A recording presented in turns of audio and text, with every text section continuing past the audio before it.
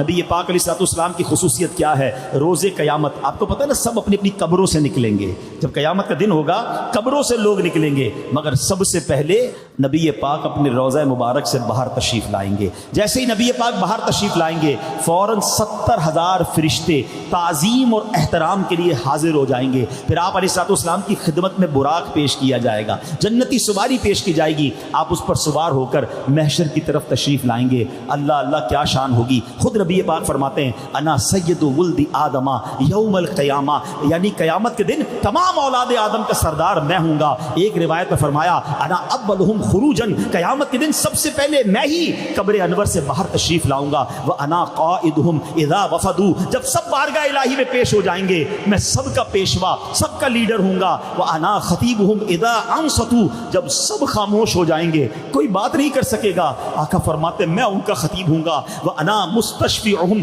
اذا حبسوا، جب انہیں روک لیا جائے گا حساب کتاب شروع نہیں ہو رہا ہوگا میں ان کی شفاعت فرماؤں گا. وانا مبشرہم اذا ایسوا، جب سب مایوس ہو جائیں گے میں انہیں خوشخبری سناؤں گا. الکرامۃ والمفاتیح یومئذ بیدی، اس دن بزرگی اور عزت بھی میری ہوگی اور جنت کی چابیاں بھی میرے ہاتھ میں ہوں گی. وَأَنَا أَكْرَمُ وَلَدِ آدَمَ عَلَىٰ رَبِّي، اور میرے رب کریم کی بارگاہ میں تمام اولاد آدم سے بڑھ کر عزت بھی میری ہی ہوگی. اور فرمایا اس روز 1000 خادم میرے ارد گرد ہوں گے، یوں لگے گا گویا بکھرے ہوئے سفید چمکدار موتی ہیں. حدیث پاک پر فرمایا بِيَدِي لِوَاءُ الْحَمْدِ، قیامت کے دن حمد کا پرچم میرے ہاتھ میں ہوگا. تحت آدم فمن دونہ، حضرت آدم علیہ الصلوۃ والسلام اور ان کی اولاد ساری مخلوق جو ہے میرے پرچم کے نیچے ہوگی. اللہ اکبر. وہ قیامت کا ہولناک دن جب یہ زمین تانبے کی زمین سے بدل دی جائے گی، جہنم قریب کر دی جائے گی، سورج 10 سالوں میں جتنی گرمی برساتا ہے اتنی گرمی اس میں جمع کر دی جائے گی اور سروں کے بالکل قریب کر دیا جائے گا. رب قہار بھی غضب فرمائے گا، لوگ پسینے میں بھیگ رہے ہوں گے.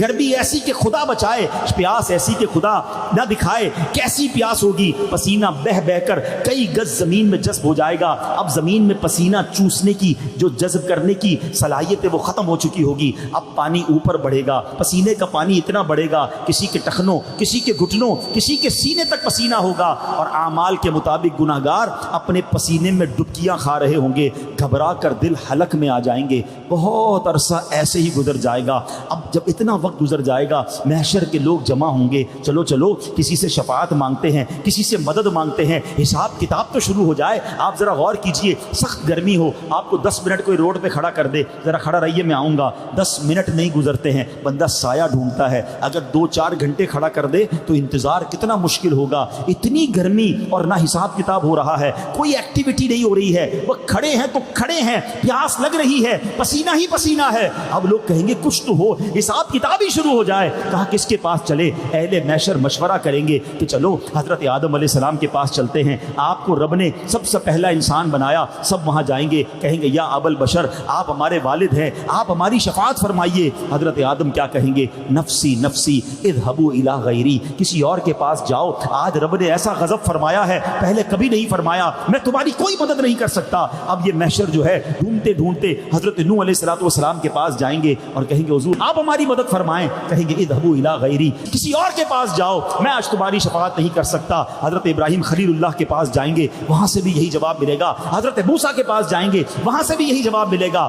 آخر میں حضرت عیسیٰ کے پاس جائیں گے، جواب تو وہاں سے بھی یہی ملے گا. تو حضرت عیسیٰ علیہ السلام سے کہیں گے ہمیں بتائیے تو صحیح، ہم جائیں کس کے پاس، کوئی تو راستہ بتائیں، کس کے پاس جائیں. حضرت عیسیٰ علیہ السلام گائیڈ کریں گے، ایسا کرو جناب رسول اللہ کے پاس جاؤ، خاتم النبیین کے پاس جاؤ، رحمت للعالمین کے پاس جاؤ، صلی اللہ تعالی علیہ وسلم، وہی تمہاری مدد فرمائیں گے. اب یہ محشر والے ٹھوکرے کھاتے کھاتے انبیاء کے پاس گھومتے گھومتے ہمارے آقا و مولا مدینے والے مصطفیٰ اللہ پاک کے آخری نبی صلی اللہ تعالی علیہ وسلم کی بارگاہ میں آئیں گے. جب وہاں پہنچیں گے تو وہاں سے یہ نہ کہا جائے گا اذهبوا الی غیری، کسی اور کے پاس جاؤ. سنو میرے آقا وہاں کیا فرمائیں گے؟ انا لہا انا صاحبکم، اے میرے امتیوں آ جاؤ، آج میں اسی دن کے لیے ہوں، میں تمہاری شفاعت فرماؤں گا. اللہ اکبر. پھر میرے آقا ہم پر کتنی مہربانی فرمائیں گے، اللہ کی بارگاہ میں سجدہ فرمائیں گے.